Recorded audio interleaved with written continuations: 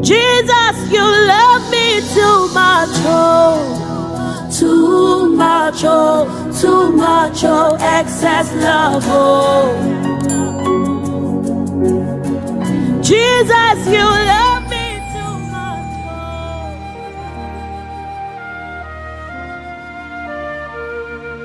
oh. Seigneur, nous venons te dire merci pour ce matin. Nous venons te dire merci pour ta miséricorde. Merci pour ta fidélité. Merci pour les œuvres que tu as accomplies dans nos vies. Merci pour ce que tu as relevé. Merci pour ce que tu as encouragé. Merci pour ce que tu as béni. Merci pour ce que tu as fortifié. Merci pour ceux qui étaient sur le point d'abandonner, sur le point de relâcher. Et tu les as reconfortés d'une manière ou d'une autre. Nous voulons te dire merci. Merci, c'est la seule chose que nous pouvons te donner. Merci, c'est la seule chose que nous avons. Merci, c'est la seule chose que nous pouvons faire. Nous n'avons pas l'argent à te donner. Nous n'avons rien à te donner parce que tu as déjà tout. Seigneur, nous te disons merci. Reçois la grâce et reçois l'honneur. Au nom de Jésus, que quelqu'un dise Amen. Alléluia. Amen.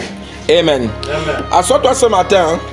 Avant que nous entrons dans ce message, le Seigneur m'a mis à cœur de faire 3 points de prière avec toi. Alléluia. Aide-moi à dire à ton voisin, c'est juste 3 points de prière. Alléluia. Amen. La raison pour laquelle je te demande de t'asseoir pour écouter ces 3 points de prière, c'est parce qu'il y a des points de prière qui portent une révélation que si tu les écoutes étant debout, la révélation peut te renverser. Donc je préfère que tu écoutes la révélation avant de te lever et prier. Alléluia. Amen. Je ne veux pas appeler l'hôpital ce matin pour venir porter les gens à l'église. Alléluia. Amen. Donc, le premier point de prière, dis avec moi point numéro 1. Le premier point de prière, en lisant ma Bible, j'ai découvert quelque chose dans le livre d'Exode. J'ai découvert quelque chose dans le livre d'Exode. Tu vas y avec moi, Exode chapitre 4, le verset 14 à 16. Exode chapitre 4, le verset 14 à 16. Je lis au nom de Jésus. Exode chapitre 4, le verset 14 à 16. Alors la colère de l'Éternel s'enflamma contre Moïse. Et il dit, n'y a-t-il pas ton frère Aaron, le Lévite? Je sais qu'il parlera facilement. Souligne avec moi dans ta Bible, il parlera facilement. Alléluia. Ça veut dire que Moïse ne parlait pas facilement. Aaron, ton frère, parlera facilement parce que toi, tu as les difficultés pour parler. La Bible continue à dire, le voici lui-même qui vient au-devant de toi. Et quand il te verra, il se réjouira dans son cœur. Verset 15, tu lui parleras et tu mettras les paroles dans sa bouche. Et moi, je serai avec ta bouche et avec sa bouche. Et je vous enseignerai ce que vous aurez à dire. Verset 16, il parlera pour toi au peuple. Il te servira de bouche et tu tiendras pour lui la place de Dieu. Alléluia. Alors maintenant dans Exode chapitre 15, verset 1 à 3. Exode chapitre 15, verset 1 à 3. Je lis au nom du Seigneur. Alors Moïse et les enfants d'Israël chantaient ce cantique à l'Éternel. Il dit, je chanterai à l'Éternel car il a fait éclater sa gloire. Il a précipité dans la mer le cheval et son cavalier. L'Éternel est ma force et le sujet de mes louanges. C'est lui qui m'a sauvé. Il est mon Dieu. Je le célébrerai. Il est le Dieu de mon Père. Je l'exalterai. Verset 3. L'Éternel est un vaillant guerrier. L'Éternel est son nom. Donc, dans ces 2 versets, on voit 2 actions de Moïse. À Exode chapitre 4, Moïse a demandé le secours à Dieu pour avoir quelqu'un qui devait parler pour lui. Dieu a dit à Moïse, va parler à Pharaon. Moïse a dit à Dieu, je ne peux pas parler à Pharaon. Dieu a dit à Moïse, je te dis en tant que Dieu va parler à Pharaon. Moïse a dit que je ne peux pas parler à Pharaon. Donc Moïse a régné la capacité de Dieu de guérir son problème. Quel était le problème de Moïse? Moïse était bête. Il y a plusieurs choses qu'on peut compter sur Moïse. En point numéro 1, Moïse était l'un des plus grands prophètes de la Bible. En point numéro 2, Moïse est celui qui possédait la science de la connaissance des Égyptiens. En point numéro 3, Moïse est celui qui a passé 80 jours sur la montagne. Il est allé sur la montagne 40, il a fait sur la montagne deux fois, il a fait 40 jours pour recevoir les tablettes de commandement de Dieu. En point numéro 4, qui est Moïse. Moïse dans la Bible est l'une des seules personnes des 2039 personnages de la Bible que Dieu a accepté de toucher physiquement. Moïse est la seule personne que Dieu a touché physiquement par sa main. Qui était Moïse? Moïse est celui qui est l'acteur principal du livre des autres. Donc voilà au moins 5 informations qu'on peut avoir sur Moïse. Mais l'une des choses que beaucoup de personnes ignorent sur Moïse, c'est que Moïse était bègue. Moïse titubait. Moïse ne savait pas parler. Moïse savait que s'il arrive devant Pharaon et qu'il commence à dire à Pharaon, le Seigneur m'a envoyé. Pharaon allait lui dire, va d'abord demander à ton Dieu de t'apprendre à parler. Donc Moïse a demandé le secours de Aaron. Et Dieu a dit dans Exode chapitre 4 à Moïse, je t'envoie avec celui qui parlera pour toi. Tu mettras tes paroles dans sa bouche et je mettrai mes paroles dans ta bouche. Alléluia. Quelqu'un me dit alléluia. Alléluia. Maintenant, quel est le point de prière?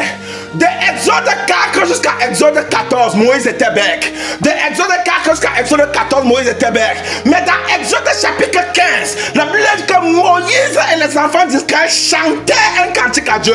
Donc le bègue n'a pas seulement parlé, mais il a chanté. Qu'est-ce qui s'est passé? Comment Moïse, qui était bègue dans Exode 4 à 14, a été capable de chanter dans Exode chapitre 15? C'est parce que dans Exode chapitre 14, quand Moïse traversait la mer Rouge, il a vu un miracle qui a délié sa langue.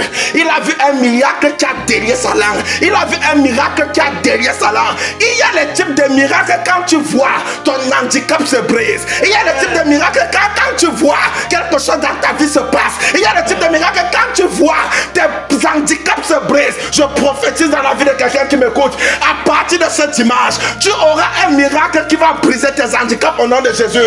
Tu ne comprends pas. Le miracle de Dieu va briser la pauvreté dans ta vie. Le miracle de Dieu va briser le célibat dans ta vie. Le miracle de Dieu va briser la stagnation dans ta vie. Je vois le miracle de Dieu te détacher de la mendicité, te détacher du local, te détacher de la stérilité, te détacher au nom de Jésus. Le miracle qui va briser ton handicap, le Seigneur te le donnera. Mets-toi debout et fais cette prière avec moi. Tu vas dire, Seigneur, le miracle qui va délier la pauvreté de ma vie, accorde-le-moi au nom de Jésus. Amen. Et là, tu vas commencer à prier. Comme Moïse, Seigneur, donne-moi un miracle. Donne-moi un miracle qui va briser mon handicap. Un miracle qui va me délier d'un handicap. Un miracle qui va me délier de la souffrance. Un miracle qui va me délier de moquerie. Un miracle qui va me délier de la honte. Un miracle qui va me délier du chômage. Un miracle qui va me délier du célibat. Un miracle, j'ai besoin d'un miracle. Un miracle qui va changer mon identité. Un miracle qui va changer ma faiblesse. Un miracle qui va changer mon domaine. Au nom de Jésus. Dès lors que Moïse a vu la mer Rouge ouverte, son miracle a commencé à le voir. Parfois tu dois voir quelque chose pour que quelque chose commence à te voir. Je prophétise dans la vie de quelqu'un. Le miracle que tu dois voir pour que le miracle te voie, tu le verras au nom de Jésus. Tu le verras au nom de Jésus. Ce que tu dois voir pour que ton miracle te voie, tu le verras au nom de Jésus. Dès lors que la mer Rouge a été ouverte, la langue de Moïse s'est déliée, la bouche de Moïse s'est déliée. Ton miracle sera délié. Ta bénédiction sera déliée au nom de Jésus. Toute personne qui a lié ta bénédiction, toute personne qui a lié ton étoile, toute personne qui a lié ta PSC, toute personne qui a lié ta santé, toute personne qui t'a lié, je commande que tu sois délié. Makatayama. Le miracle qui doit briser mes handicaps au nom de Jésus. Ils ont longtemps dit que je suis pauvre. Ils ont longtemps dit que je suis stérile. Ils ont longtemps dit que je suis malade. Ils ont longtemps dit que je suis célibataire. Ils ont longtemps dit que je ne travaille pas. Moïse aussi était bègue. Il était avec le Seigneur mais il ne croyait pas. Dès lors que Dieu a soufflé et que la mer Rouge s'est ouverte, dans Exode chapitre 15, le bègue a commencé à chanter. Le bègue a commencé à danser. Le bègue a commencé à chanter. Le miracle qui va me faire chanter. Le miracle qui va me faire danser. Accorde-le-moi au nom de Jésus. Accorde-le-moi au nom de Jésus. Nous avons prié. Si ton amen est fort, ton miracle sera tangible. Amen. Alléluia. Amen. Tu ne comprends pas. La rapidité de ton amen va déterminer la vitesse de ton miracle. Amen. Alléluia. Aide-moi à dire à ton voisin, quel est le point numéro 2?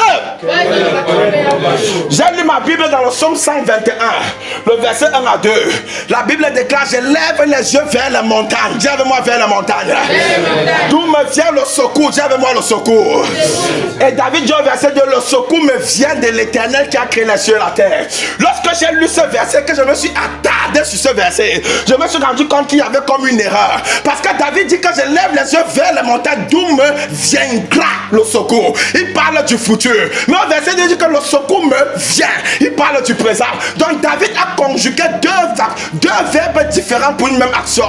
David aurait dû dire au verset 2, le secours me viendra de l'Éternel. Parce qu'il dit que je lève les yeux vers les montagnes, d'où me viendra le secours. Il devait dire au verset 2, le secours me viendra de l'Éternel. Mais il dit le secours me vient de l'Éternel. Et j'ai posé la question à cet esprit, pourquoi? Le Saint-Esprit m'a fait comprendre, ce n'était pas une erreur. C'est parce que pour la vie de mes enfants, je sais faire le secours existait avant que le danger ne subsiste. Tu ne comprends pas. Je sais faire que le secours existe avant que le danger ne subsiste. Donc pour les enfants de Dieu, le secours de Dieu existe avant que le danger ne subsiste. Je prophétise dans la vie de quelqu'un qui m'écoute.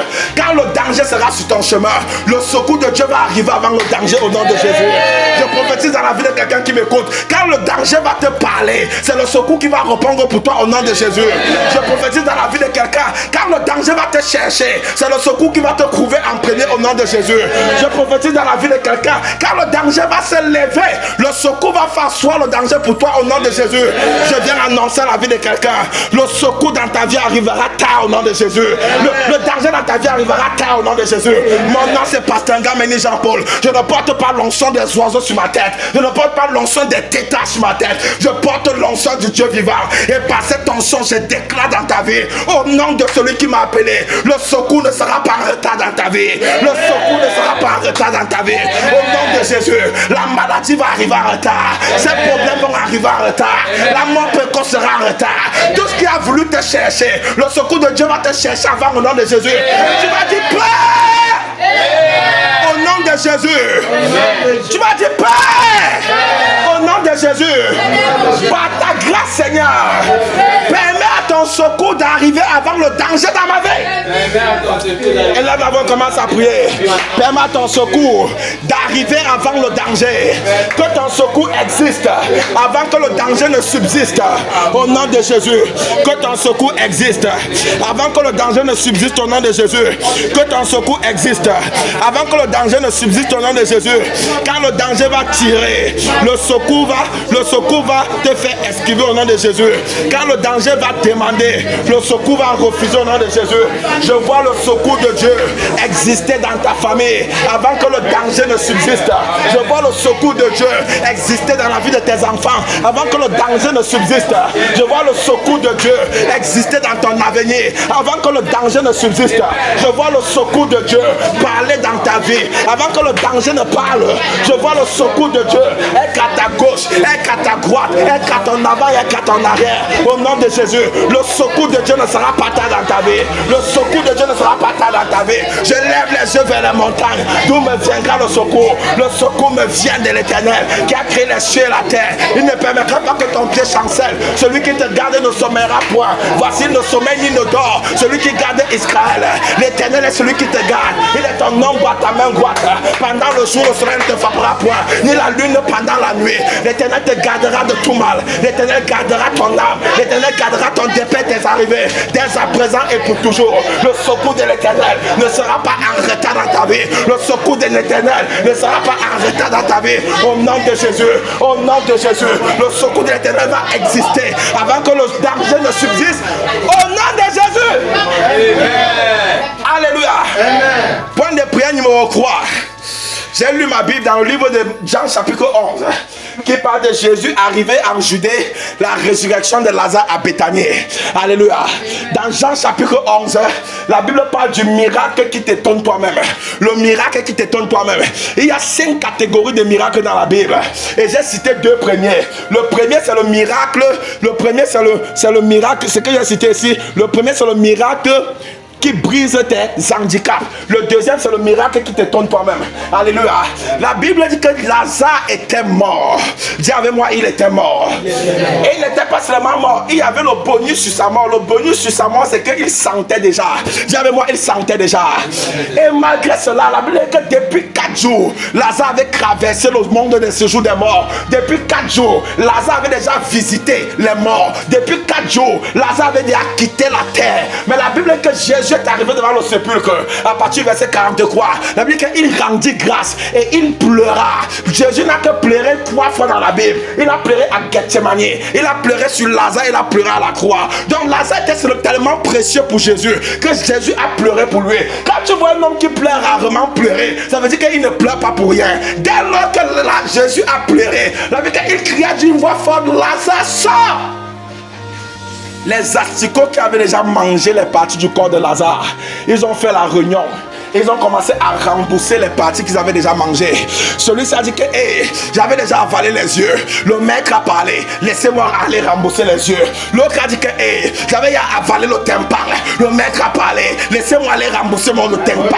L'autre a dit que hey, j'avais bouffé les reins. Le maître a parlé, laissez-moi aller rembourser les reins. Un corps qui était déjà en décomposition. Les asticots avaient déjà mangé une partie. Ils avaient pris l'autre partie à les garder dans leur frigo pour manger le lendemain. Mais dès lors que Jésus a parlé sur Lazare, ils ont remboursé ce qu'ils avaient à manger sur Lazare. Je ne sais pas qui a mangé ton étoile. Je ne sais pas qui a mangé ton mariage. Je ne sais pas qui a mangé ton voyage. Je ne sais pas qui a mangé ta santé. Je ne sais pas qui a mangé tes enfants. Je me tiens sur cet autel en tant qu'oracle de Dieu. Par l'onction de Dieu sur ma tête, je prophétise au nom de Jésus. Il va rembourser au nom de Jésus. Il va rembourser au nom de Jésus. Tout sorcier qui a mangé ta joie, il va rembourser au nom de Jésus. Tout sorcier qui a mangé ta paix, il va rembourser au nom de Jésus. Je les vois rembourser ton mariage. Je les vois rembourser tes enfants. Je les vois rembourser ton étoile. Je les vois rembourser ta santé. Je les vois rembourser. Tu vas dire avec moi, Père, au nom de Jésus. Comme pour le cas de Lazare, que tout ce qu'on a mangé dans ma vie me soit remboursé. Et là, ta voix commence à prier. Que tout ce qu'on a mangé dans ma vie me soit remboursé. Me soit remboursé. Me soit remboursé. Me soit remboursé. Me soit remboursé. Tout ce qu'ils ont mangé sans mon consentement. Tout ce qu'ils ont mangé sans ma volonté. Tout ce qu'ils ont mangé sans ma permission. Que cela me soit restauré. Que cela me soit redonné. Au nom de Jésus. Que cela me soit redonné. Je les vois faire la réunion. Je les vois rembourser. Je les vois rembourser. Comme les asticots ont fait la réunion. Je les vois faire la réunion. Au nom de Jésus, nous avons prié. Que quelqu'un dise fire. Jésus a appelé Lazare, mort depuis 4 jours. Lazare est sorti du tombeau. Il a regardé les gens, il ne croyait pas. Il appelle Marie, Marie répond.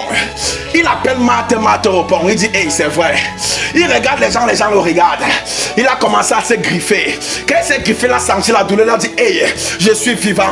Il a dit, hey, je ne suis pas en train de rêver. Il a dit, hey, c'est vrai que je parle. Il a dit, hey, c'est vrai que les gens m'entendent. Le miracle de Jésus a étonné Lazare lui-même. Dieu va te donner un miracle qui va t'étonner toi-même au nom de Jésus.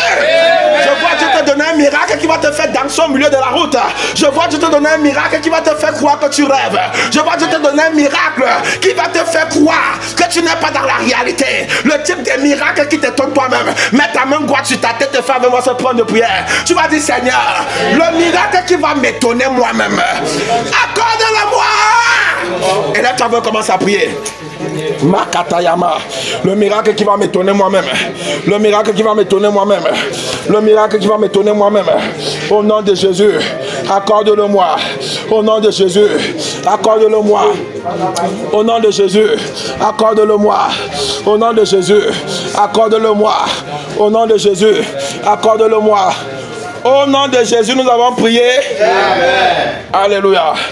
Tu peux maintenant t'asseoir pendant que nous entrons dans les véritables choses. Alléluia. Aide-moi à dire à ton voisin, voici le moment d'écouter la parole. Voici le moment d'écouter la parole, ne me distrais pas. Alléluia. Ne me distrais pas. Amen. Le thème du message que Dieu m'a donné ce dimanche, c'est comment détecter les symptômes du diable. Comment détecter les symptômes du diable. Alléluia. Et le texte que nous allons utiliser, c'est le texte de Luc chapitre 7, le verset 11 à 17. Luc chapitre 7, le verset 11 à 17. Je lis au nom de Jésus. Le jour suivant, Jésus alla dans une ville appelée Naïn. Ses disciples et une grande foule faisaient route avec lui. Verset 12.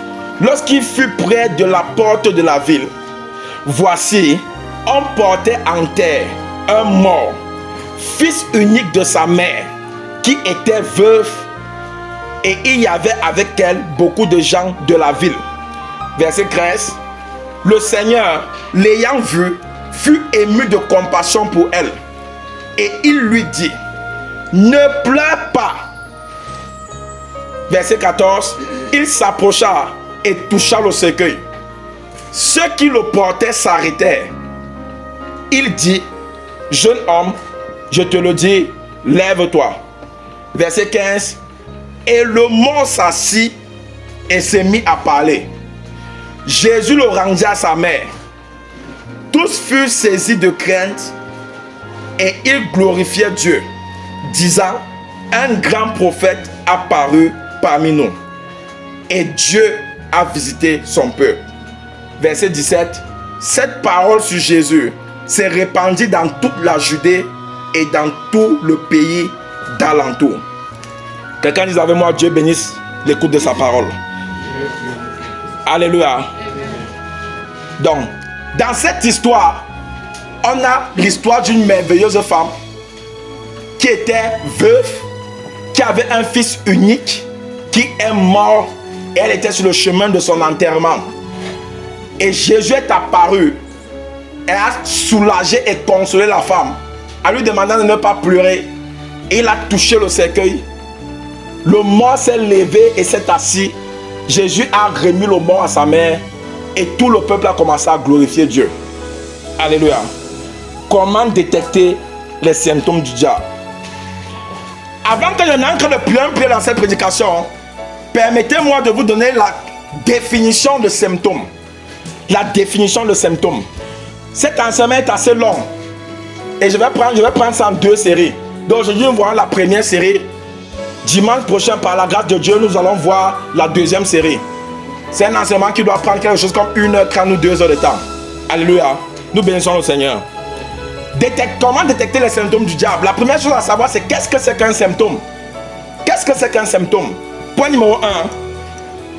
Un symptôme, c'est un signal annonciateur de quelque chose sur le point d'arriver, de positif ou négatif.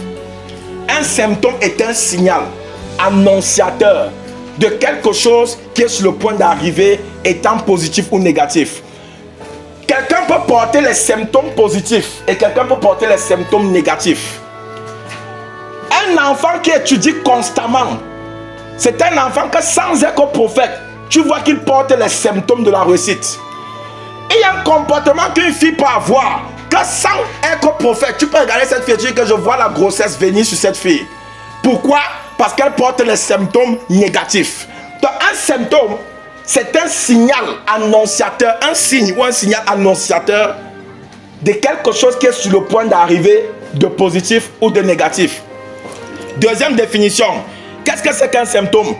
Un symptôme, c'est encore le signe visible qui annonce une maladie qui peut être encore invisible. Un symptôme, c'est un signe visible qui annonce une maladie qui peut être encore invisible.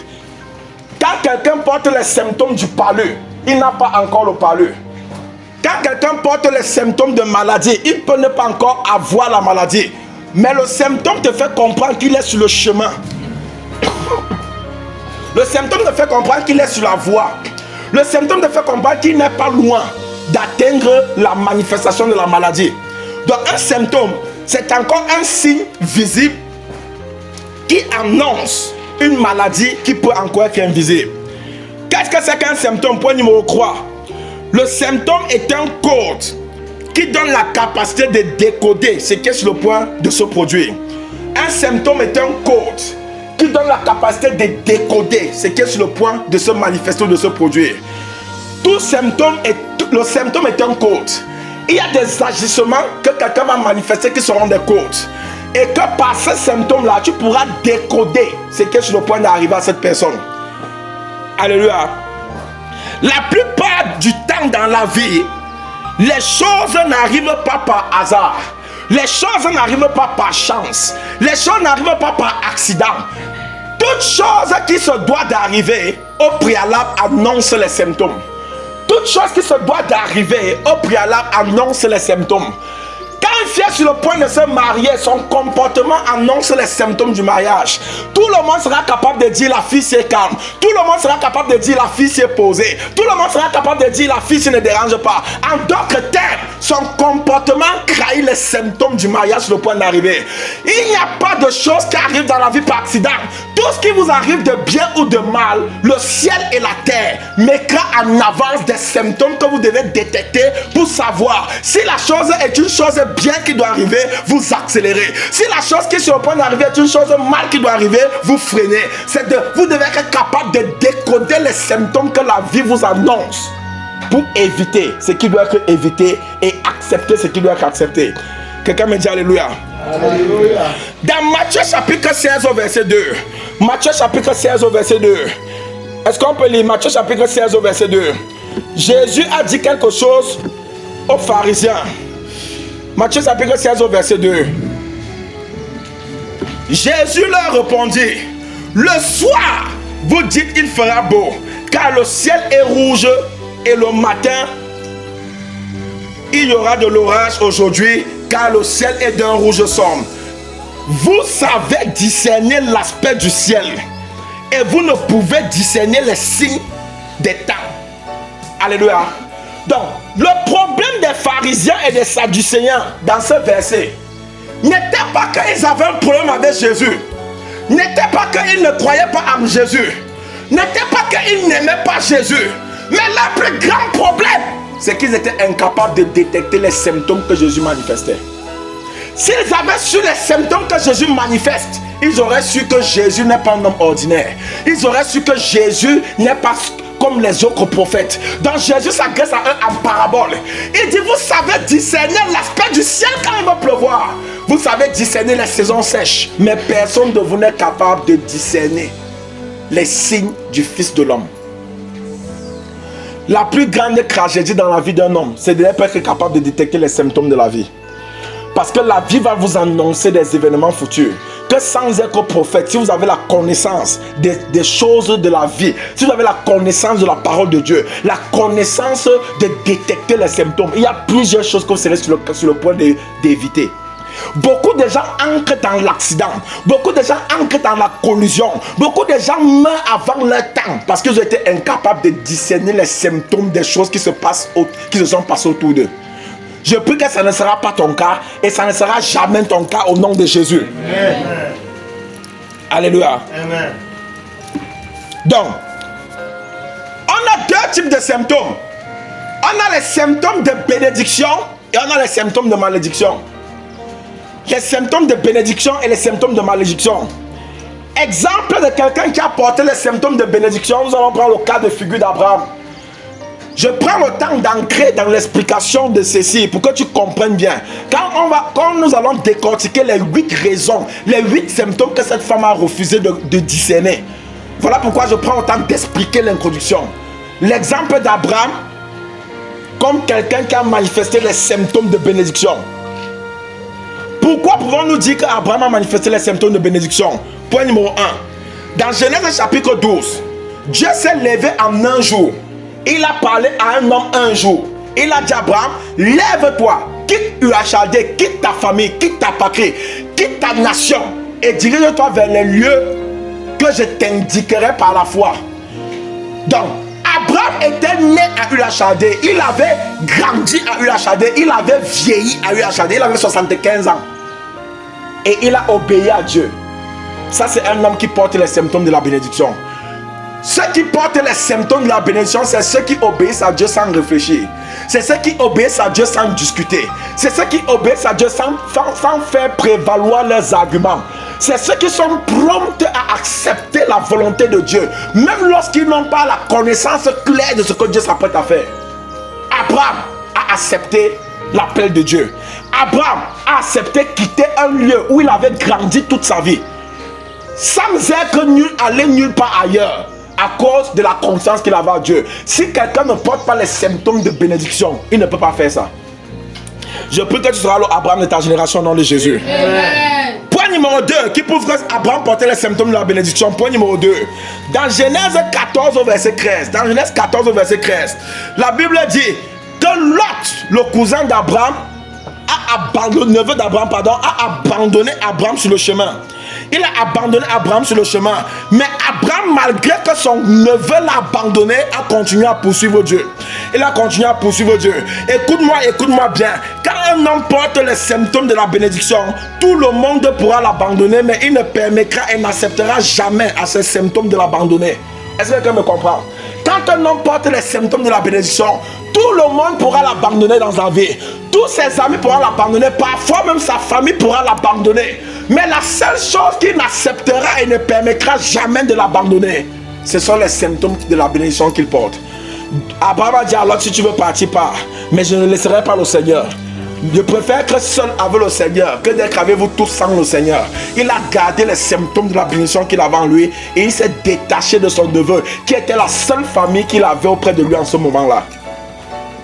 Je prie que toute personne qui te fait le chantage pour t'abandonner, tu n'abandonneras pas les symptômes de ta bénédiction au nom de Jésus. Amen. J'ai dit que personne de vous n'abandonnera les symptômes de sa bénédiction au nom de Jésus. Amen. Point numéro 3, concernant Abraham, les symptômes de bénédiction. Dans Genèse chapitre 15, Dieu a promis Canaan à la postérité d'Abraham. À la postérité d'Abraham. Pourquoi? Parce que Dieu voyait à Abraham les symptômes de la bénédiction. Quand tu portes les symptômes de la bénédiction, le ciel sera obligé de te proposer les bénédictions. Le ciel sera obligé de te faire voir les bénédictions. Le ciel sera obligé d'attirer en toi les bénédictions. Abraham n'a pas prié pour ça. Dieu a promis à Abraham Canaan pour sa postérité. Je prie que tes symptômes vont te donner une bénédiction pour laquelle tu n'as pas prié au nom de Jésus. Amen. Alléluia. Point numéro 4, concernant Abraham, les symptômes de bénédiction. Je suis à l'introduction de ce message. Point numéro 4. Dans Genèse chapitre 16, Abraham a désobéi à Dieu en allant avec Agar par l'assistance de Sarah. Ils ont désobéi à Dieu. Alléluia. Mais dans Genèse 17, le chapitre qui a suivi Genèse chapitre 16, Dieu a fait alliance avec Abraham. Pourquoi? Parce que les gens qui portent les symptômes authentiques de la bénédiction ne laissent jamais leur erreur être authentique. Ceux qui portent les symptômes authentiques de la bénédiction ne permettent jamais à leur erreur d'être authentique. Écoutez-moi, tout homme dans la vie est faillible. Tout homme dans la vie peut commettre l'erreur. Le problème dans la vie d'un homme n'est pas l'erreur, mais c'est l'attitude qu'il a dans l'erreur. Il y a des gens qui savent ne pas s'asseoir sur leur erreur. Il y a des gens qui savent ne pas stagner sur leur erreur. L'erreur est parfois ce qui réveille le champion. L'erreur est parfois ce qui donne la couronne au champion. L'erreur est parfois ce qui donne assez d'adrénaline au champion d'aller plus loin que là où il espérait. L'erreur pour des hommes sages et matures parfois peut devenir une bénédiction. L'erreur parfois sera l'ascenseur qui va propulser un homme d'un niveau bas à un niveau supérieur. L'erreur parfois c'est qui va propulser quelqu'un de dernier à premier. Parfois, pour atteindre ton niveau de grandeur suprême, tu devras passer par le territoire de l'erreur. L'erreur peut être une malédiction, mais pour certaines personnes mute, l'erreur c'est une bénédiction. Dès lors qu'Abraham a commis l'erreur, il ne s'est pas arrêté sur son erreur. Quand Dieu a commencé à examiner examiné Abraham après son erreur. Il s'est rendu compte que c'était vraiment une erreur. Lorsque les gens véritables commettent l'erreur, après leur erreur, leur attitude te fera comprendre que c'était une simple erreur. Les gens qui ne pleurent pas éternellement sur leur erreur, les gens qui ne se morfondent pas totalement sur leur erreur, ton erreur d'hier peut-être que ta bénédiction de demeure. Tant que tu décides de ne pas t'asseoir dans cette erreur, tant que tu décides de quitter cette erreur, toute erreur détient des enseignements que si tu es capable de décoder, ce que tu vas tirer de ton erreur te rendra meilleur. Je prie pour quelqu'un qui m'écoute. Je ne sais pas si tu es dans l'erreur aujourd'hui. Je ne sais pas qui se moque de toi aujourd'hui parce que tu es dans l'erreur. Je prie que dans l'avenir, ils te verront être meilleur qu'aujourd'hui. Ils te verront être plus grand qu'aujourd'hui. Si c'est de toi dont je parle, laisse ton âme être audible. Amen. Dieu a observé Abraham. Et il a vu que l'erreur d'Abraham était une simple erreur. Et il a donné à Abraham l'alliance qu'il a faite avec Abraham. Depuis Genèse 12 où il avait appelé Abraham, il n'a pas fait cette alliance. Donc il y a certaines attitudes qu'un enfant présente après avoir commis l'erreur, où toi son père tu seras capable de lui donner une responsabilité supérieure qu'il n'avait pas avant le jour qu'il a commis l'erreur. Je prie pour quelqu'un qui écoute ce message. Ton erreur ne va pas te tuer au nom de Jésus. Ton erreur ne va pas te disqualifier au nom de Jésus. Ton erreur ne va pas t'écarter au nom de Jésus. Les gens vont te regarder dans l'avenir. Ils vont savoir que l'erreur n'est pas une fatalité. Les gens vont te regarder dans l'avenir et savoir que l'erreur n'est pas ce qui tue forcément. Les gens vont te regarder dans l'avenir et savoir que le bien peut aussi sortir de l'erreur. Les gens qui portent les symptômes de bénédiction ne laissent jamais, ceux qui portent les symptômes authentiques ne laissent jamais leur erreur être authentique. Tu commettras les erreurs dans ta vie. Ne laisse pas ces erreurs être authentiques. Ne laisse pas ces erreurs demeurer dans ta vie. Ne laisse pas ces erreurs être déterminer le reste de tes jours. Relève-toi de ton erreur. Sois plus grand que avant le jour où tu as commis l'erreur. Tire l'enseignement de tes erreurs et avance et sois plus fort au nom de Jésus. Amen. Point numéro 5 concernant Abraham. Exemple de quelqu'un qui portait les symptômes de la bénédiction. Dans Genèse chapitre 18, Dieu a promis Isaac à Abraham. Mais dans Genèse chapitre 19, il est parti détruire Sodome et Gomorrhe. Pourquoi? Parce que ceux qui portent les symptômes de la bénédiction doivent comprendre que la bénédiction ne s'accomplit pas en un jour.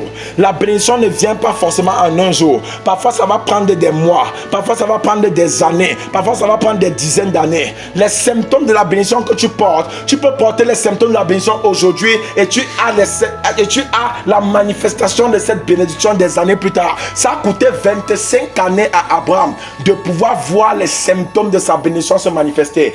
En 25 ans, il était près du Seigneur. En 25 ans, il n'a pas cessé de croire. En 25 ans, il n'a pas cessé de donner ce qu'il pouvait. En 25 ans, il n'a pas cessé d'espérer parce que les symptômes parlaient en lui. Quand un homme porte les symptômes de la réussite, peu importe le nombre de fois qu'il a échoué, il restera sur la directive de la réussite. Peu importe le nombre de fois où ça a été dur, il ne lâchera pas prise. Peu importe le nombre de fois où on l'a découragé, il ne lâchera pas prise parce qu'il voit au jour le jour ces symptômes devenir manifestes. Il voit au jour le jour cette bénédiction se réaliser. Je prie pour toi au nom de Jésus. Tu ne mourras pas sans avoir vu la manifestation de la bénédiction de tes symptômes au nom de Jésus. Amen. Point numéro 6. Cas de figure d'Abraham qui portait en lui les symptômes de bénédiction. Dans Genèse chapitre 20, Abraham a reçu les anges chez lui. Et dans Genèse chapitre 21, Isaac qui l'attendait est venu en manifestation. Est-ce que quelqu'un me comprend? Quand tu portes les symptômes de la bénédiction, tôt ou tard, tu verras ces symptômes se manifester. Le Isaac que Abraham a vu dans sa tête pendant près de 80 ans, il atteint un jour où il a physiquement écouté le cri de Isaac qui est né. Il est arrivé un jour où il a physiquement porté le Isaac qu'il avait longtemps porté dans les rêves. Il est arrivé un jour où il a commencé à se balader avec le Isaac avec qui s'était longtemps baladé dans ses rêves. Un jour où la vérité a fini par dominer sur ce qui n'était qu'une espérance pour Abraham. Je me tiens sur cet autel et je prie pour la vie de quelqu'un. La robe de mariage que tu t'es longtemps vu porter dans tes rêves, le jour viendra où tu porteras cette robe au nom de Jésus. Amen. Le visa que tu as longtemps vu sur ton passeport, le jour vient où tu verras physiquement ce visa au nom de Jésus. Amen. La foule que tu as longtemps vue devant toi en rendant ministère, le jour vient où tu verras cette foule de tes yeux au nom de Jésus. Amen. Je parle pour la vie de quelqu'un qui m'écoute sur le son de ma voix. Le jour viendra où ton rêve deviendra réalité au nom de Jésus. Amen. Tu porteras finalement ce bébé au nom de Jésus. Amen. Tu auras sur ton doigt cette alliance au nom de Jésus. Amen. Tu ancreras dans cet avion au nom de Jésus. Amen. Tu verras sur ton carnet négatif au nom de Jésus. Amen. Si ton amen est fort, ma prophétie te localise. Amen. Ça c'est Abraham comme figure de quelqu'un qui portait les symptômes de bénédiction. Maintenant prenons la deuxième personne qui portait les symptômes de malédiction. Une autre personne en cas de figure. Je vais m'arrêter ici sur l'exemple de Samson. L'homme qui portait en lui les symptômes de malédiction. L'exemple de Samson. Qui était Samson? Point numéro 1. Samson est l'une des 5 personnes sur 2039 personnes de la Bible, personnages actifs de la Bible, dont Dieu a déplacé un ange du ciel pour aller signaler sa présence sur la terre, sa venue sur la terre. De Genèse à Apocalypse, il y a 5 personnes à qui Dieu a déplacé l'ange d'aller annoncer leur arrivée. La première personne c'est Ismaël. La deuxième personne c'est Isaac. La troisième personne c'est Samson. La quatrième personne c'est Jean-Baptiste. Et la cinquième personne c'est Jésus. 5 personnes que Dieu a réveillé l'ange qui dormait en disant à l'ange, va annoncer sur la terre que telle personne est en train d'arriver. Pour que Dieu déplace un ange pour annoncer votre arrivée, ça veut dire que vous avez forcément une importance. Vous avez forcément un rôle capital à jouer. Vous avez forcément une place de choix sur la terre. Donc Samson fait partie de ces 5 personnes. Point numéro 2, qui était Samson? Samson est celui qui, à cause de son onction, a commencé à désobéir ses parents. Il a commencé à désobéir ses parents. Dans Ephésiens 6, verset 1, la Bible dit que enfants, obéissez à vos parents selon le Seigneur, car c'est leur juste. Honore ton père et ta mère. C'est le premier commandement avec promesse, afin que tu vives longtemps et que tu sois heureux. Peu importe ton onction, honore ton père et ta mère. Peu importe ton compte bancaire, honore ton père et ta mère. Peu importe ta place et ta classe dans la société, honore ton père et ta mère. Peu importe le titre que la vie t'a donné, honore ton père et ta mère. Pourquoi? Parce qu'il n'y a aucune assurance de longévité sur ton compte bancaire. Il n'y a aucune assurance de longévité sur le titre que tu portes. Il n'y a aucune assurance de longévité sur qui tu es. Mais la Bible donne une assurance de longévité dans Ephésiens 6 verset 1 en disant que si tu les honores, tu ne mourras pas précocement. Car c'est le premier commandement avec promesse, afin que tu sois heureux et que tu vives longtemps. C'est Dieu qui le dit. Ça sert à quoi de mourir à 20 ans milliardaire? Ça sert à quoi de mourir à 15 ans étant l'enfant le plus riche du monde? Ça sert à quoi de mourir à 17 ans étant le champion en tennis? Quel est le titre? Quelle joie peux-tu avoir ayant n'importe quel titre si tu dois mourir tôt? Samson a commencé à désobéir à ses parents. La Bible dit dans le livre de Lévitique, tu respecteras l'homme du vieillard et tu mettras un genou à terre devant celui qui a le cheveu blanc. Écoute-moi très bien. Il y a des enfants aujourd'hui qui, parce qu'ils ont le bac, parce qu'ils ont la licence ou le doctorat, commencent à croire que les pères qui ne sont pas là à l'école ne peuvent pas leur parler. Écoute-moi très bien. Aucune école au monde ne t'enseignera la sagesse. Va à Oxford, va à Harvard, va dans toutes les plus grandes universités de la terre. Il n'y a pas un cours qu'on appelle le cours sur la sagesse de la vie. Donc, tu peux avoir 3 doctorats à Harvard et être véritablement stupide en ce qui concerne les choses de la vie. Je suis désolé, mais c'est la vérité. Ceux qui ont vécu et ceux qui ont amassé sur leur dos l'expérience de la vie au travers des années vont te faire savoir ce que ton doctorat ne te fera jamais savoir. Ils pourront te faire voir ce que ton doctorat ne te montrera jamais. Ils pourront te conseiller le conseil que l'économie, que le droit, que toutes les filières que tu as prises à l'école ne t'enseigneront jamais. Ne commets jamais l'erreur de mépriser ton parent parce que tu dis qu'il n'a pas atteint ton niveau intellectuel. Mon frère, la vie va t'enseigner. La vie va te montrer que pour réussir, ce n'est pas seulement une question de diplôme. Le diplôme est bien, mais le diplôme ne t'enseigne pas les choses de la vie. Quand les parents de Samson parlaient à Samson commençait à lui dire, ne me dérangez pas, c'est moi qui porte l'onction. Je l'ai dit ici et je le redirai toujours. Mon père, par la grâce de Dieu, cette année a 78 ans. Et moi, je n'en ai que 37. Et par la grâce de Dieu, j'ai mémorisé presque toute la Bible. Je ne le dis pas par orgueil, avec toute humilité, c'est une simple vérité.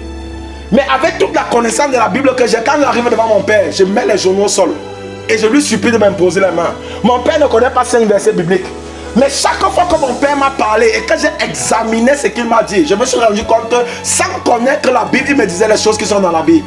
Mon père ne m'a jamais dit quelque chose qui est concret à la Bible. Même s'il n'énonce pas les versets bibliques, même s'il ne dit pas que c'est écrit dans la Bible.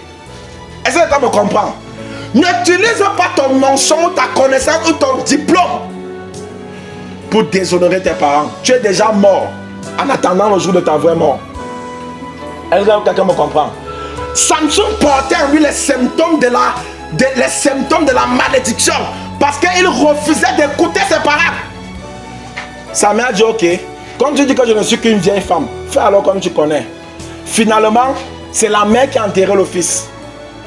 Avec tout son onction, sa mère l'a enterré. Avec tout ce qu'il disait savoir, sa mère l'a enterré. Je prie pour quelqu'un qui écoute ce message. Tes parents ne vont pas t'enterrer avec ton doctorat. Tes parents ne vont pas t'enterrer avec ton diplôme. Tes parents ne vont pas t'enterrer avec ton argent. Tes parents ne vont pas t'enterrer avec le titre que tu portes. Parce que tu vas apprendre à les obéir au nom de Jésus. Point numéro 3, à savoir sur la vie de Samson, comme celui qui a porté les symptômes de la désobéissance. Point numéro 3. Samson a commencé à poursuivre les femmes. Samson a commencé à s'intéresser aux femmes. Ce qui n'était pas dans son couloir. Mon frère, laisse-moi t'annoncer. Une femme qui a un cœur pur peut prendre un vaurien et faire de lui quelque chose dans la vie. Et une femme qui n'a pas un cœur pur peut ramener un président à devenir mendiant. Ça dépend de son cœur. Il faut faire attention aux femmes. L'une des choses la plus dangereuses qu'un homme ne doit pas commettre dans la vie, c'est d'épouser une mauvaise femme. Ça t'introduit tout droit en enfer étant encore sur la terre. Si une femme n'est pas d'accord avec toi, n'a pas un cœur pur avec toi, sois aussi grand que la tour Eiffel, elle va te ramener avec aussi petit qu'un bateau. Est-ce que quelqu'un m'écoute? Samson croyait que son onction le protégeait des femmes. Samson croyait que sa force le protégeait des femmes. Il a fallu à une petite femme qui s'appelait Delilah. Elle n'avait même pas 52 kilos, taillée comme ça, petite. Elle a avalé son onction et lui-même. Je prie que ça ne sera pas ton cas au nom de Jésus. Amen. Je prie que ça ne sera pas ton cas au nom de Jésus. Delilah avait un cœur noir. Et Samson ne le savait pas. Elle était la femme qui avait l'apparence qu'il faut, mais qui n'avait pas l'esprit qu'il faut. Elle était la femme qui avait les paroles qu'il faut, mais qui n'avait pas le comportement qu'il faut. Et Samson a été noyé dans cette erreur. Elle était la femme qui avait l'apparence qu'il faut, mais elle n'avait pas le spirituel qu'il faut. Je prie pour quelqu'un. Tu ne rencontreras pas les délits là dans ta vie au nom de Jésus. Amen. Beaucoup de personnes lisent l'histoire de Samson et croient que son problème c'était seulement Delilah. Non. J'ai un autre enseignement au frigo, donc je vous enseignerai sur les 20 erreurs cachées de Samson à ne pas commettre. 20 erreurs cachées de Samson à ne pas commettre. Voilà pourquoi je l'utilise comme cas de figure de quelqu'un qui portait les symptômes de la malédiction. Quand je vais t'enseigner cet enseignement, tu vas être capable de comprendre ce que tu n'as jamais pu comprendre et de voir ce que tu n'as jamais pu voir concernant le cas de Samson. Alléluia. Amen. Point numéro 4 concernant Samson portant les symptômes de malédiction. C'est que Samson est l'une des personnes dans la Bible avec tout son onction qui n'a prié que 2 fois dans la Bible. Samson ne priait pas. Si tu ne pries pas d'office, tu portes les symptômes de malédiction. Est-ce que quelqu'un m'écoute? Samson n'a prié que 2 fois dans la Bible, quand il voulait boire l'eau et quand il a voulu mourir. Samson est la personne qui a fait la prière la plus stupide de toute la Bible, de Genèse à Apocalypse. Dans Juge chapitre 16, Juge chapitre 16, verset 28 à 30, nous n'allons pas lire. Juge 16, verset 28 à 30. Samson a prié Dieu en disant: Dieu, Si tu m'exauces une dernière fois, en me redonnant la force une dernière fois, pour que je casse cette colonne une dernière fois, et que je meure avec tous ces Philistins. Ça, c'est la prière de Samson. Je ne suis pas vieux en âge, mais j'ai vu les gens qui n'avaient aucun droit et aucune espérance encore de s'accrocher à la vie, mais ces personnes se sont accrochées à la vie. J'ai vu les gens qui sont en phase terminale de sida, dont le docteur lui dit, monsieur, vous allez mourir. Mais cependant, ils s'accrochent à la vie. J'ai vu des gens qui ont des malformations, que quand vous voyez la peine qu'elles ont à se bouger, vous pouvez dire dans votre cœur, ouais, autant mieux cette personne même, mais cette personne s'accroche à la vie. J'ai vu des personnes que la vie a tout refusé, mais qui se sont accrochées à la vie. Voilà un homme qui connaissait Dieu, un enfant de Dieu, qui a prié pour demander à Dieu de le tuer. Dieu a dit, ok, comme tu es pressé de rentrer au ciel, laisse-moi t'exaucer. J'ai voulu poser la question à mon frère Samson, à mon ami Samson, à mon grand frère Samson, en lui disant, Samson, tu as prié Dieu de te redonner la force et tu avais la foi que Dieu peut t'exaucer. Tu as prié Dieu de refaire pousser tes cheveux et tu avais la foi que Dieu peut t'exaucer. Tu as prié Dieu de te donner de casser les deux colonnes qui étaient au centre du temple des Philistins et tu avais la foi que Dieu peut t'exaucer. Pourquoi n'as-tu pas aussi eu la foi que Dieu pouvait exaucer tout ça en te laissant être vivant? Pourquoi n'as-tu pas eu la même foi? Et Samson est mort avant son temps à cause de la prière stupide qu'il avait faite. Je me tiens sur cet hôtel et je prie pour quelqu'un qui m'écoute. Pour 1 million de personnes, 10 millions de personnes, 30 millions de personnes, je prophétise dans ta vie. Qu'est-ce qui a fait Samson faire ça? C'est à cause des charges, à cause du fardeau des problèmes qu'il traversait. Il a fait une mauvaise prière que Dieu a exaucée. Je prie pour toi. Les problèmes de la vie ne te feront pas prier une mauvaise prière à Dieu au nom de Jésus. Amen. Et je reprie encore pour toi. Même si Dieu voulait exaucer ta prière en ce moment-là, je me tiens sur cet autel en tant que son serviteur pour lui demander de ne jamais t'exaucer au nom de Jésus. Amen. Que ce jour ne t'exauce pas ta prière de stupidité. Amen.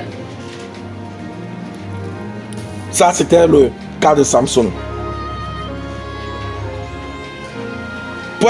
Dernier point concernant le cas de Samson.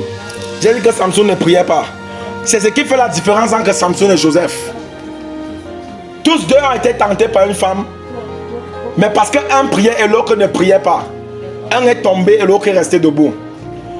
Comment on sait que Joseph priait? La Bible mentionne clairement dans le livre de Genèse, quand vous lisez Genèse 40 ou 41, à partir de 39, la Bible mentionne que la faveur de Dieu était sur Joseph. Dieu ne peut pas accorder sa faveur à quelqu'un qui ne prie pas. Donc Joseph priait. Et c'est sa prière qui a pu le relever. Est-ce que quelqu'un m'écoute? Je suis en train de dire quoi? J'ai dit aux gens dernièrement que la prière ne peut jamais écarter la tentation dans la vie d'un homme de Dieu, d'un enfant de Dieu, mais toute bonne prière saura toujours vaincre la tentation. Est-ce que quelqu'un me comprend? La prière ne peut pas écarter la tentation dans la vie d'un enfant de Dieu, mais toute bonne prière saura comment vaincre la tentation. Quelqu'un m'a posé la question, pasteur, pourquoi tu dis ça? J'ai dit qu'allez lire la Bible dans Matthieu chapitre 4, le verset 1 à 11. Tentation de Jésus au désert. La Bible dit que Jésus avait jeûné pendant 40 jours et 40 nuits et il avait faim. Donc non seulement avec l'onction qu'il avait, il avait jeûné. Non seulement qu'il avait jeûné, il n'avait pas jeûné n'importe où, il était au désert. Mais après avoir jeûné 40 jours et 40 nuits, la Bible dit que le tentateur s'approcha de lui et lui dit, si tu es le fils de l'homme, transforme les pierres en pain. Donc avec tout l'onction et le jeûne de Jésus, Satan était capable de le tenter, de lui parler. Donc, peu importe ton degré spirituel, peu importe ta grandeur spirituelle, tu seras tenté. La prière n'écarte pas la tentation, mais la prière permet de vaincre la tentation. À partir du verset qui suit, la Bible que dès lors que Jésus lui répondit, l'homme ne se nourrira pas seulement de pain, mais de toute parole qui sort de la bouche de Dieu. Ma Bible mentionne clairement que le tentateur le transporta. Donc, le tentateur a transporté celui qui avait fait 40 jours de jeûne sans boire, sans manger dans le désert. Le tentateur le transporta. Où était l'onction de Jésus quand le diable le transporta? La vie que le tentateur le transporta dans une ville sainte et le plaça du haut d'un temple. Et lui dit, si tu es vraiment le fils de l'homme, saute d'ici là en bas. Quand il est écrit qu'il donnera les ordres à ses anges à ton sujet, de peur que ton pied ne heurte contre une pierre. Jésus étant transporté a commencé à lui dire, c'est vrai, mais il est aussi dit que tu ne tenteras pas le Seigneur ton Dieu. La Bible dit que le diable le transporta encore. Donc, il a transporté Jésus 2 fois. Et la dernière fois, elle a vu qu'il le transportait sur une haute montagne et lui montra tous les royaumes de cette terre et leur gloire. Et lui dit, si tu es le fils de l'homme, prosterne-toi devant moi et m'adore. Et je te donnerai toutes ces choses. Et Jésus lui dit, Satan, arrière de moi, qu'il est écrit, tu adoreras et tu serviras ton Dieu seul. Et c'est à ce moment que la Bible dit que le diable le quitta. Et les anges viennent le servir. Si tu veux manger l'onction, si tu veux manger la Bible, si tu veux réciter toute la Bible, si tu veux voir ciel avant de revenir, tu seras tenté. Est-ce que quelqu'un m'écoute? Mais ta dose de prière est ce qui te fera vaincre la tentation. Je prie pour toi qu'au jour de ta tentation, ta prière va répondre au nom de Jésus. Au jour de ta tentation, ta prière va répondre. Toute personne qui refuse de considérer les symptômes d'une maladie ne refusera pas de considérer les conséquences de cette maladie. Toute personne qui refuse de considérer les symptômes d'une maladie ne refusera pas de considérer les conséquences de cette maladie. Toute personne qui refuse le traitement des symptômes paiera plus cher pour avoir le traitement de la maladie.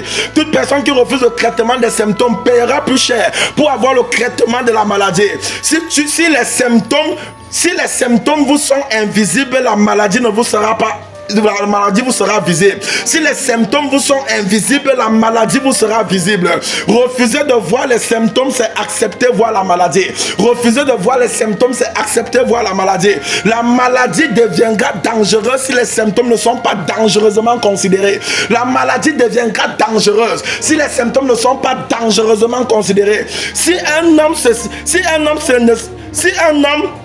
ne sacrifie pas le peu qu'il a pour gérer les symptômes, il sera obligé de sacrifier le beaucoup qu'il n'a pas pour gérer la maladie. Est-ce que tu me comprends? Tu dois traiter tes symptômes avant que tes symptômes ne deviennent quelque chose de fatal. Alléluia. Tu dois traiter tes symptômes. J'ai dit aux gens dernièrement que si vous avez un père qui est le plus grand médecin de la terre, ton père le plus grand médecin de la terre, que tu souffres d'une maladie, il n'avalera jamais un comprimé pour toi. Jamais. Il va te dire ça, je vois que tu as le palu. Prends tel médicament, tu bois. Bois 2 matins, 2 midi, 2 soirs. Si tu refuses de boire, tu meurs et il t'enterre. Même en tant que ton père. Il ne pourra jamais avaler le médicament pour toi. Est-ce que quelqu'un me comprend? Donc dans l'histoire de cette femme, que nous avons lu au départ, dans Luc chapitre 7, verset 11 à 17, il y a 6 ou 7 symptômes qu'elle a refusé de considérer. Elle a refusé de considérer. Et aujourd'hui, nous allons prendre 2 d'entre eux et nous allons finir la semaine prochaine à la partie numéro 2. Alléluia. Point numéro 1. La Bible dit que elle ancra, il y avait une femme dans la ville de Naïn. Dis avec moi Naïn. Alléluia. Le jour suivant, Jésus alla dans une ville appelée Naïn. Ses disciples et une grande foule faisaient route avec lui. Lorsqu'il fut arrivé près de la porte de la ville, on portait en terre un mort, fils unique de sa mère, qui était veuve et qui avait avec elle beaucoup de gens de la ville. Je m'arrête simplement là. Donc cette femme vivait dans une ville appelée Naïn. Naïn est un lieu de désolation. Naïn est un lieu de pauvreté. Naïn est un lieu où la pauvreté est acclamée. Naïn était un lieu où la misère n'était pas étrange pour ceux qui vivaient. La première erreur, le premier symptôme que cette femme a refusé de considérer, c'est qu'elle a accepté vivre dans un endroit qu'il ne fallait pas. Elle a accepté vivre dans un endroit qu'il ne fallait pas. Avant de rester quelque part, il faut avoir les yeux ouverts pour détecter dans ce lieu ce qui ne va pas. Tu ne peux pas aller rester dans un quartier où il y a 10 femmes. On te dit que le mari de 8 femmes des 10 sont déjà morts et ça ne te dit rien. Tu ne peux pas aller rester dans un quartier où aucun des jeunes ne travaille et ça ne te dit rien. Je ne peux pas aller rester dans un quartier où sur 100 personnes, il y a 80 qui sont malades et ça ne te dit rien. Le lieu où elle restait est un poison pour sa destinée. Le lieu où elle restait est un poison pour son avenir. Elle habitait dans un lieu qui n'était pas favorable à sa vie, qui n'était pas favorable à sa destinée, qui n'était pas favorable à sa portée. Elle restait à un lieu où les gens avaient accepté ce qui était anormal était devenu normal. Elle vivait à Naïn. Est-ce que quelqu'un m'écoute? Est-ce que quelqu'un m'écoute? Si tu m'écoutes, laisse-moi écouter ton Amen. Amen. Alléluia. Amen. Il y a des endroits dans la vie Ou si tu acceptes ancrer, ta bénédiction va accepter sortir de toi. Est-ce que quelqu'un me comprend? Les angoisses, si tu acceptes ancrer, ta bénédiction va accepter sortir de toi. Il y a les angoisses dans la vie. Ou si tu acceptes t'asseoir, ta bénédiction va accepter se lever de toi. Est-ce que tu me comprends? Les angoisses où tu ne peux pas que bénir tant que tu es là. Les angoisses où tu ne peux pas prospérer tant que tu es là. Les angoisses où tu ne seras rien et tu ne pourras rien tant que tu es dans cette angoisse. J'ai lu ma Bible avec curiosité. Dans Genèse chapitre 12 verset 1, où Dieu demande à Abraham de quitter sa patrie. Et j'ai posé la question à Dieu que je sers. Je lui ai dit, mon Seigneur, pendant toutes ces années que je te sers, je voudrais que tu me répondes de quelque chose. Le Seigneur m'a dit, je t'écoute. Je lui ai dit, pourquoi as-tu permis à Abraham à 75 ans de quitter un lieu où tout le monde le connaissait déjà, un lieu où il avait bâti une réputation, un lieu où tout le monde dans la société le connaissait, un lieu où il n'avait plus tellement d'efforts à faire, un lieu où il avait déjà bâti sa renommée. En tant que Dieu que tu es, aussi puissant que tu sois, pourquoi n'as-tu pas béni Abraham à Ur-Chaldée? Pourquoi? N'es-tu pas le Dieu tout suffisant? N'es-tu pas le Dieu des impossibilités? Pourquoi étais-tu obligé de déplacer Abraham? Et la réponse de Dieu m'a donné la chair de poule. La réponse de Dieu m'a effrayé. Dieu m'a dit, mon fils, j'ai essayé par plusieurs fois de bénir Abraham. Il m'a dit, écoute-moi bien. Il y a des lieux où moi-même en tant que Dieu, je serais impuissant de bénir quelqu'un. Et il y a des lieux où tant que tu es, même Dieu ne pourra pas te bénir. Dieu n'a pas béni Abraham à Ur-Chaldée parce que ce n'est pas parce qu'il ne voulait pas, c'est parce qu'il ne pouvait pas. Est-ce que quelqu'un me comprend? Dieu a dit à Abraham, va vers la foi, vers les lieux où je t'indiquerai. Donc Dieu connaissait Canaan où il voulait amener Abraham, mais Abraham qui a quitté Ur-Chaldée ne connaissait pas Canaan. Écoute-moi bien. Il y a des angoisses où il vaudra toujours mieux pour toi de partir sans connaître que de rester là où tu connais bien. Il y a des angoisses où il faudra toujours pour toi de partir, même si tu ne connais pas où tu pars. Partir sera toujours 100 fois mieux que de rester là où tu es. Tant qu'Abraham serait resté à Ur-Chaldée, son histoire serait finie sans être connue. Son histoire serait finie sans impression. Son histoire serait finie et aurait été finie sans être écrit quelque part. Son histoire aurait été finie sans que personne ne le considère. Dieu a fait d'Abraham le père de la foi. Parce que Dieu était capable de déloger Abraham de Ur-Chaldée, de déconnecter Abraham de ce lieu, de chasser Abraham dans cet endroit qui pendant 65 ans, il n'a rien produit. Pendant 65 ans, 75 ans, il n'a rien accompli. Pendant 75 ans, il n'a rien produit. Dieu a dit quitte cet endroit. Écoute-moi bien. Tout enfant de Dieu a sur la terre un endroit précis où la bénédiction de Dieu l'attend. Est-ce que tu me comprends? Tout enfant de Dieu a sur terre un endroit précis où la bénédiction de Dieu l'attend. La plus grande prière de tout enfant de Dieu, c'est de prier en disant, Seigneur, dirige mes pas au lieu où tu as déposé ma bénédiction. Parce qu'il y a des endroits où tant que tu seras, tu ne verras jamais la gloire et la bénédiction de Dieu. Peu importe comment tu pries, comment tu souffres. J'ai relu ma Bible dans Matthieu chapitre 2, verset 19 à 21. Matthieu chapitre 2, verset 19 à 21. La Bible dit qu'après la mort du roi Hérode, un ange du Seigneur apparut en songe à Joseph en Égypte et lui dit, lève-toi, prends le petit enfant et sa mère, retourne au pays d'Israël. Car ceux qui ont voulu le petit enfant sont morts. Joseph se leva pour le petit enfant et sa mère et retourna en Israël. Et j'ai posé la question à l'ange qui est parti voir Joseph. J'ai posé la question à l'ange, monsieur l'ange qui est parti voir Joseph, pour demander à Joseph de retourner là où on a failli couper sa tête. Pour demander à Joseph de retourner là où il a esquivé la mort à 2 doigts. Pour demander à Joseph de retourner là où on a failli le tuer avec sa famille. L'ange lui a demandé, retourne. J'ai posé la question à l'ange, est-ce que toi et ton Dieu, vous n'étiez pas capable de bénir Joseph en Égypte? Est-ce que vous n'étiez pas capable de bénir Joseph en Égypte? Pourquoi il a fallu que Joseph retourne là où on a failli le tuer? Pourquoi? Et Dieu m'a dit, parce que le ministère futur de Jésus-Christ dépendait de cet endroit. En d'autres termes, si Jésus avait grandi en Égypte, il aurait raté sa mission. Parce que Israël détenait les condiments, les arguments, les pièces combinant la réussite du ministère de Jésus. Dès lors qu'il est retourné, on a failli le tuer. Jésus a accompli sa mission. Il est mort sur la croix en disant tout est accompli.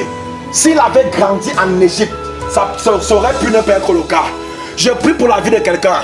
tout lieu où Dieu a déposé ta bénédiction, tes pieds arriveront dans ce lieu au nom de Jésus. Tu ne me comprends pas. Tu peux être au Cameroun lorsque ta bénédiction se trouve en France. Tu peux être en France lorsque Dieu a déposé ta bénédiction au Maroc. Tu peux être au Maroc lorsque ta bénédiction c'est aux États-Unis. Je prie au nom de Jésus. Le Seigneur que je sais va diriger tes pas dans ton lieu de bénédiction au nom de Jésus. Dans le premier symptôme que cette femme a refusé de considérer, elle a accepté de rester dans un endroit qui ne lui était pas favorable, qui s'appelait Naïan. Et elle n'a rien dit, elle n'a rien fait, elle n'a rien dit. Pendant des années, elle voyait la misère, elle voyait personne prospérer, elle voyait personne avancer, elle voyait les gens qu'on ne faisait qu'enterrer. La Bible dit qu'une grande foule était avec elle, ça veut dire qu'ils avaient la coutume que dès que quelqu'un meurt, toute la foule sort, et quelqu'un est encore mort. C'était devenu l'habitude dans le village. Les gens qui étaient seulement là pour sortir lorsque quelqu'un meurt. Et elle n'a rien dit, elle n'a rien fait, elle n'a rien décidé. Ton naïen peut être quelqu'un, ton naïen peut également être quelqu'un. Il y a des personnes avec qui tant que tu marches, ta bénédiction ne va pas accepter de marcher avec toi. Est-ce que tu me comprends? Les personnes avec qui tant que tu t'assois, ta bénédiction ne va jamais s'asseoir dans ta vie. Les personnes qui tant que tu es avec cette personne, ta bénédiction ne sera jamais avec toi. Ton naïen peut également être quelqu'un. Il y a des personnes que jusqu'à ce que tu te déconnectes, ta bénédiction ne va jamais se connecter à toi. Je prophétise dans la vie de quelqu'un. Toute personne qui dans ta vie porte le nom spirituel de naïen sera déconnectée de toi après ce message au nom de Jésus. Amen. Nous bénissons le Seigneur. Elle a refusé de considérer ce qui se passe autour d'elle. Ça, c'est le symptôme numéro 1. Nous allons nous arrêter là pour aujourd'hui. Et la fois prochaine, nous allons voir les 7 autres symptômes que cette femme a refusé de considérer. Et nous allons voir les 6 choses à faire pour tuer les symptômes du diable avant qu'ils ne se manifestent. Lève-toi avec moi pendant que nous faisons cette prière. Dis avec moi, Seigneur, je te bénis pour ce message. Donne-moi de porter les symptômes de la bénédiction. Et retire de moi tous symptômes de malédiction. Ouvre mes yeux à détecter les symptômes du diable. Ouvre mes yeux à détecter les symptômes du diable. Seigneur, nous te bénissons, te rendons grâce. Merci pour ce message. Je prie que ce message rende ministère aux nations, aux églises. Que ce message rende ministère à tous les enfants de Dieu. Soyez bénis au nom puissant de Jésus-Christ. Nous verrons la partie numéro 2 dimanche prochain. Ciao.